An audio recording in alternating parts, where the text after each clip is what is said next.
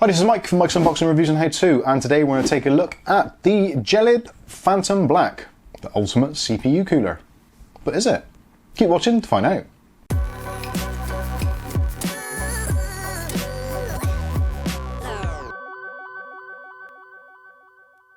Okay, so today's video we'll be taking a look at the GELID Phantom Black. This is a dual tower, dual fan CPU cooler, and it has a massively wide range of suitable fittings, which include pretty much every Intel and pretty much every AMD CPU ever made, which makes it super flexible, suitable for most systems, lots and lots of flexibility, so you can twist it around in different sizes, you can attach the fans in different areas, etc, etc.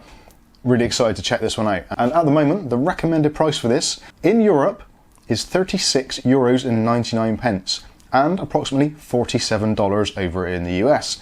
Now, I've been looking around to see if I can find these at these prices. Unfortunately, there does seem to be some price gouging at the moment around the world, so do shop around if you are planning to get one of these. That is the recommended prices, although I have seen them in the UK going for like £60 or more, which in my opinion is way over the MSRP, and you should definitely wait or shop around.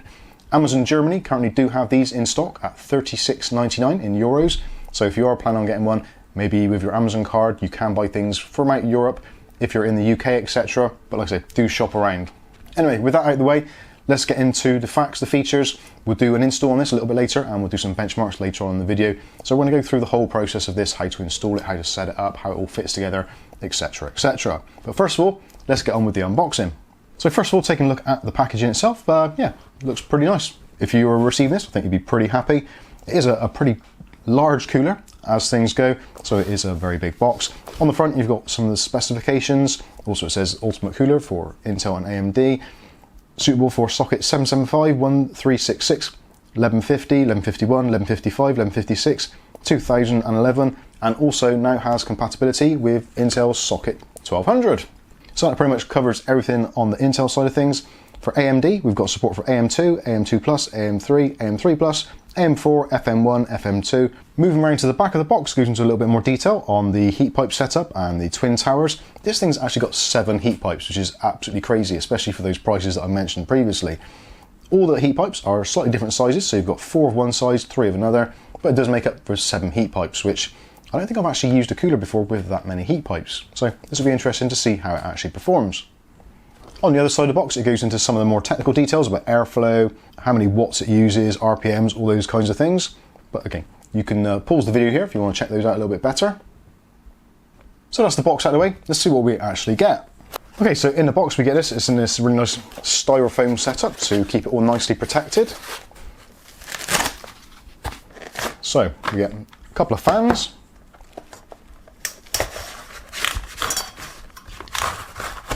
And they're pretty tight. And there is the cooler itself. What an absolute beauty. So it's in a kind of nickel plated finish. So depending on what case it's going in, it's going to look really nice. And it is kind of semi-reflective. So if there's any RGB lighting in your case, then it's going to show it off really nicely. And on the bottom, you can see we've got our 7 heat pipes there, all again with this nickel plating, which is really nice to see. As you can see, there is a little bit of an offset for the CPU base plate. So depending on your setup, if you've got a motherboard which is a little bit close on the RAM with the fans on there, literally all you need to do is just mount it in the opposite direction. So then you've got your overhang towards the VRM section.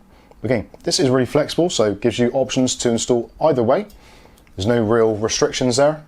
So depending on your motherboard, you may find you have to rotate it one way or the other. The mounting itself is universal either way. Now on the bottom, we've got this nice heat plate, and there is a label on there to remove before you install it, and removing it reveals a relatively nicely polished base plate. There is some marks on it from where it's been machined, so it's not perfectly flat. So for those of you that are kind of perfectionists, maybe you might want to finish that off a little bit, maybe a little brasso or something like that, just to get it perfectly flat, but actually looks pretty decent. So let's take a look at the fans that are included. So in the box we get 2 of these GELID Phantom Black fans, which are in black and white, and also have rubberized dampers on all 4 corners, front and back, and there are 2 of them included in the box. Now rotational speed, these rotate up to a maximum of 1600 RPM, and at the lower end around about 750 RPM, So not totally silent, but we'll see what they're like when they actually are installed in the system.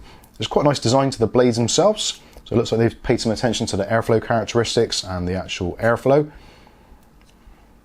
Yeah, very nice, impressive. So moving in a little bit further, this is our fitting kit, which is all nicely bagged together. So let's break it down and see what we actually get. So there's 4 retention springs for attaching the fan to the cooler. There's a really nicely machined Intel backplate, so you replace the one on your motherboard and that's all really nicely done. Rubber dampeners and protective coating on there to prevent any shorting, etc. Get a bag with a set of AMD or AM4 screws, so nice and easy for installation, so you know exactly what goes where. There's also a separate set for the LGA 2011. There's a bag there with our kind of universal fitting set, so let's break that down a little bit. So we get a PWM splitter, so if you're using both fans and you've maybe got a motherboard that's only got one CPU header fan, then you can use those, and those are PWM all the way through. Get a tube of thermal grease. There's 2 retention springs, which is for the main clamp down. Also included, there's 4 spacers and 4 metal bars for the Intel setup. So if you are going to be using the Intel bracket, these just go on the back, like so, and are retained nicely in there so they won't twist around. So again, if you are using the Intel setup, absolutely fine. And also there are spacers involved. So yeah, really nice little setup there. And also for securing, there are 4 thumb screws. Also included, there's 2 Intel brackets to go with the Intel backplate, and there's 2 AMD brackets for AMD setups. And just in case you're not sure which one's which, you've got 2 sets of instructions, one for Intel, one for AMD. So we've got all our equipment, got our fans, got our instructions. All we need now is a motherboard and processor. So here is our motherboard. So this is the MSI B550 Pro VDH Wi-Fi, whatever it is. And we need to remove these brackets first of all, as you do with pretty much most AMD setups.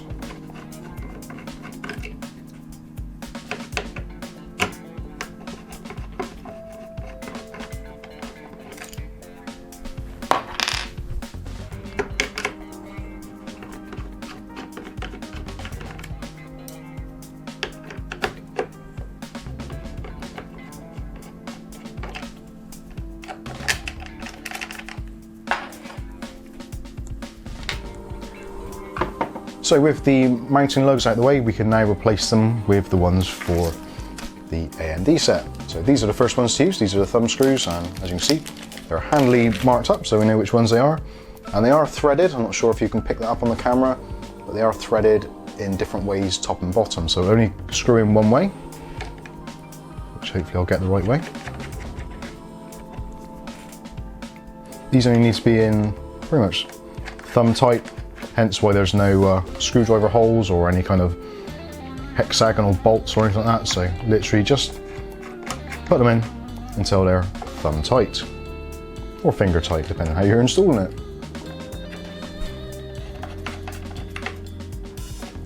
So that's the first part done. So next thing to do is to install our brackets.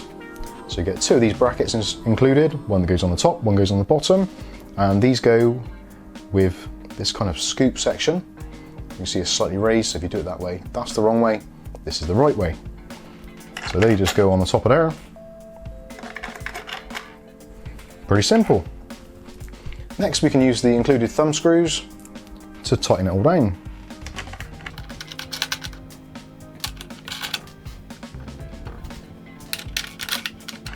Again, these are thumb screws. There is a cross head in the top, so if you want to, you can actually secure them down a little bit tighter if you feel the need to, just using a standard cross-headed screwdriver.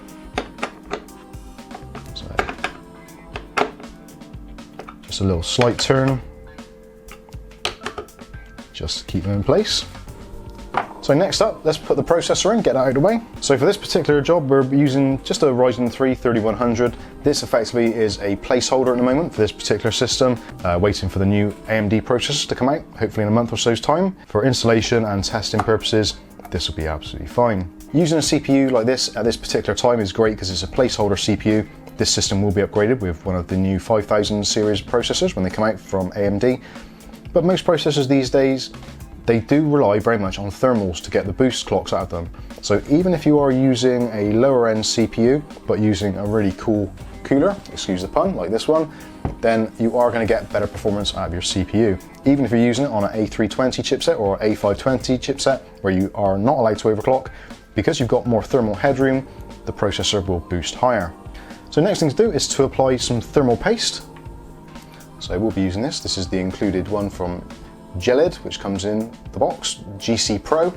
If you wanted to, you could actually use GC Extreme compound from GELID, which they've actually sent me for review purposes. I'm not going to try this on this particular installation. This is just the first time job, so I'm going to use the stuff that actually comes with it just to see how it performs. But we will be doing some further tests with this at a later date. And obviously, if you don't want to use that, you can also use thermal pads. So GELID actually do the GP Ultimate. This is a thermal pad. This is the 1mm version. And these have actually come through highly recommended. So we'll be giving these a try as well at some later dates. But as you can see, it does perform pretty well. I'll put some links for this stuff in the video description, so if you want to check it out for yourself, you're more than welcome to. So with the thermal compound, just apply a little bit to the center of the processor.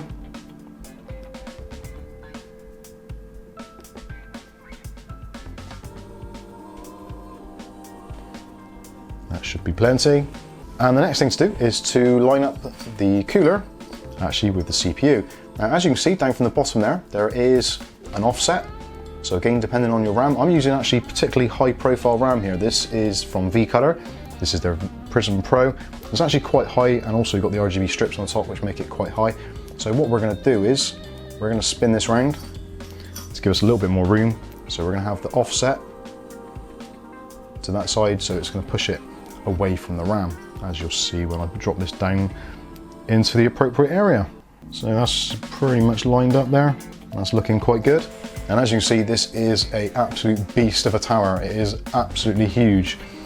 So the next thing to do now is to screw in the screws to hold it in place. Now this is the one bit which is actually, for me, is a little bit of a kind of, not so much a letdown, but slightly unfortunate, the fact that you can't really get in there to get them started with your fingers. I'm actually trying to line this up so you can actually see it a little bit better. So possibly you can actually get them started a little bit. No, it's quite a difficult thing to do, which is unfortunate. That is one of the downsides of these larger tower coolers, the actual mounting mechanism. So I'm going to try and use a screwdriver. This is a magnetic tipped one, but I think actually it's going to be, it's going to be way too heavy. So let's crack out the larger magnet. So I've got a larger magnet on there now. Hopefully this will hold now. Still a little bit tricky. Let's see if we can get it in near to where it needs to go.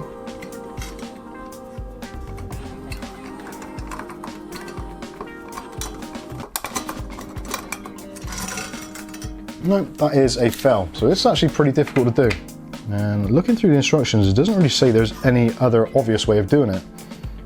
So there does have to be quite a bit of mounting pressure here. So let's see if we can get one of these on.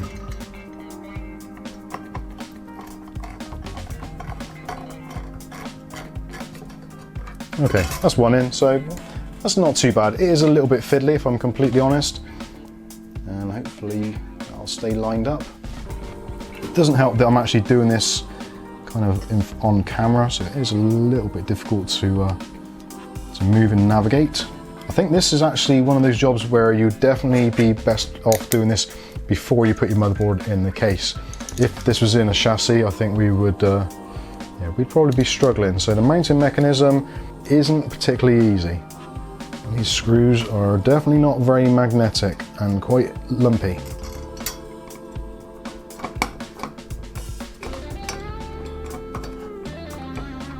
So that is in. Okay, we got it. So alternate sides until it's tightened right the way down. I've deliberately done this and tried to make it as kind of realistic as possible, because I want you guys to see what the actual mounting installation process is like, how easy it is or how difficult it is. And actually this particular setup is quite it's quite tricky. But once it's in there, it's all good, and it's absolutely rock solid, so we're going to have some really good close contact with the CPU. So that should work very well. And we've got all those lovely heat pipes, and as you can see, if I spin this around a bit, it does look absolutely amazing. What a huge cooler. And we've got plenty of room there around the VRM area, around this area, loads of clearance there. We spin the board round, see we've got plenty of cooling area there to put our fan on the front. So let's see how easy it is to install the fans. Also, I will say straight up, I'm not a massive fan of these kind of installations, so let's see how it goes. So all you need to do is hook one on there,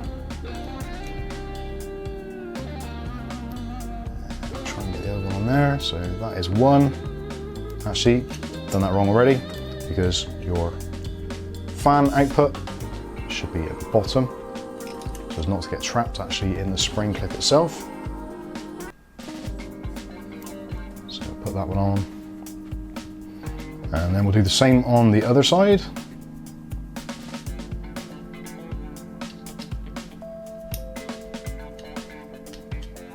Okay, so you get the general idea. So the springs are on the side, and they just use spring force actually in these areas here.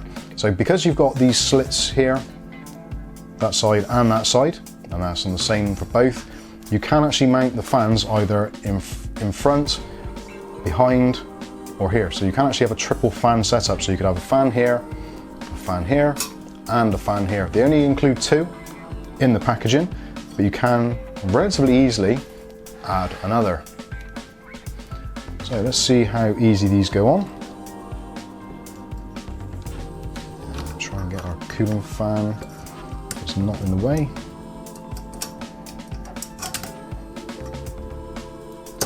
And immediately I think we've got a bit of a hitch there, because the spring on the bottom here is actually catching on our RAM. So that is going to limit your mounting area. So see, it's very close tolerance.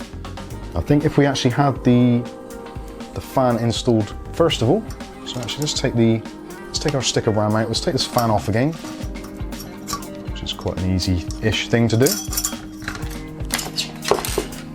And we'll move this stick of RAM temporarily.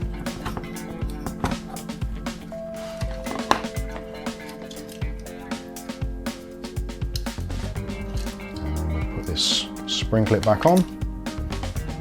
I am not a fan of these spring clips, I've got to be honest.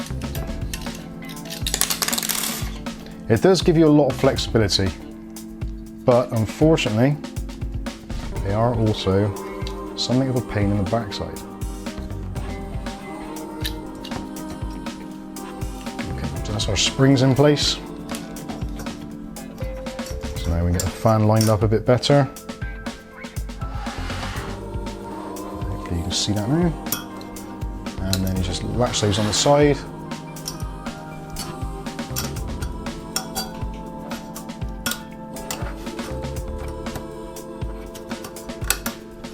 And there we go. There is our fan installed.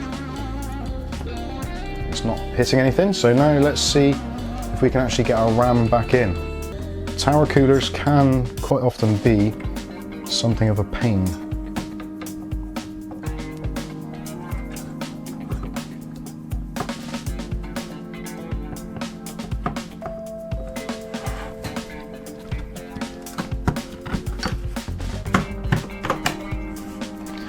Okay, so that isn't great. That is, you can see there is an extremely close tolerance there, so it is pretty close, and definitely we wouldn't be able to get an additional stick of RAM in there. It is in, but it is being pushed to the side a little bit. So I think what we'll do in this particular instance, we'll take the fan off and we'll mount it behind. So we'll go for a rear and a mid mounted fan. So now what we're going to do is we're going to mount the fan in this middle section. So with the fan this way round, just going to drop that down through there.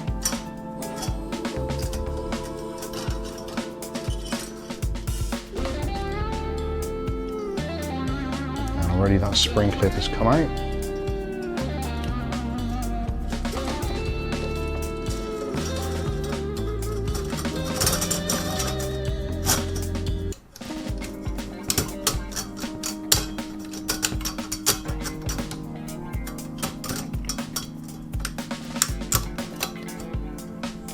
So that's one side on.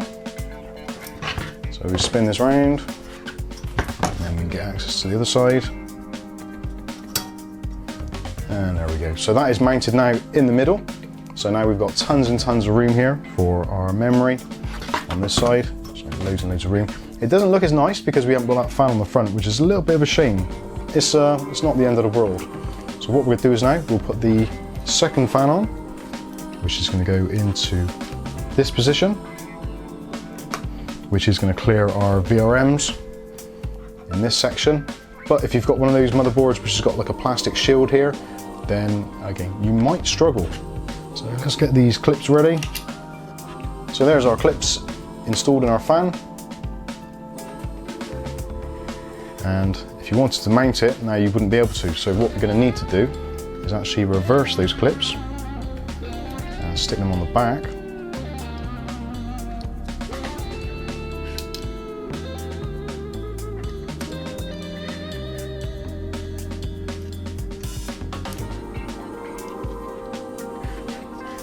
So now we can just attach it to the back.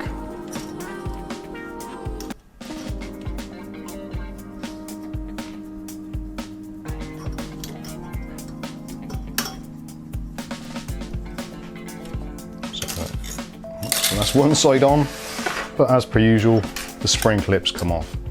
I generally do detest these clips. They are very popular and lots of manufacturers use them. I just don't find them to be particularly user-friendly. And if you're in a confined space, such as an installed motherboard, then I think you may actually struggle. So there we go, there is the finished installation with it in place. And again, we have got loads of room now on our RAM. If you had a smaller fan, then you might get away with it, then you'd need to change the clips. This is a micro ATX motherboard, so there is a slightly shorter or smaller layout. If you've got a slightly larger board, then you may find that your RAM is going to clear it very easily. But regardless, either way, you are going to get pretty much exactly the same performance, whether you've got the fan in the middle and the rear, whether you've got it at the rear and the front, whatever the case may be, you are going to get pretty much the same performance due to the way it's set up. There's a very minimal difference between those setups, although some people may prefer to see the fan mounted on the front here. For me personally, this is actually pretty good because when it comes to cleaning and that kind of thing, you can quite easily dust off these fins without actually having to remove a fan. Obviously you will need to remove the middle ones to get dust from this center section or end section. Well, anyway, I think it looks pretty decent, it looks pretty beefy. So let's get it installed into a system, see how it runs. Okay, so we're back and the system is all up and running and everything's installed, and for the eagle-eyed amongst you will notice that I've actually rearranged the fans. I have now got the fan on the front and one in the middle. I don't know why previously it just didn't want to fit, but I actually took it all off, started it again, put it back in, and yeah, for some reason it went really smoothly. Although it was a little bit of a struggle to begin with, this cooler is probably not one for real beginners. It is a little bit fiddly. Although saying that, the stock fan that comes with the AMD, the retention mechanism and the spring-loaded springs, those in themselves can be a little bit tricky. So if you can deal with those, you can definitely deal with these. The spring clips, I personally not a massive fan of. I would love to see a better, easier way of doing that, but it does add a ton of flexibility and has allowed me to mount the fans pretty much where I wanted to, and it's all worked very well. It is a little bit cramped inside this micro ATX tower, so again, do bear in mind the size of this thing. It is a big cooler. Measurement wise, you're looking at around 160mm of clearance space required and about 135 sideways, so do take that in mind if you're planning on putting this in a relatively small enclosure. But what we all want to know about is the temperatures. Now temperatures, this thing does live up to its name. GELID basically is a translation which kind of means icy or cold, and it definitely lives up to that. This is managed on the Ryzen 3 3100, which I did manage to overclock to 2.2 GHz.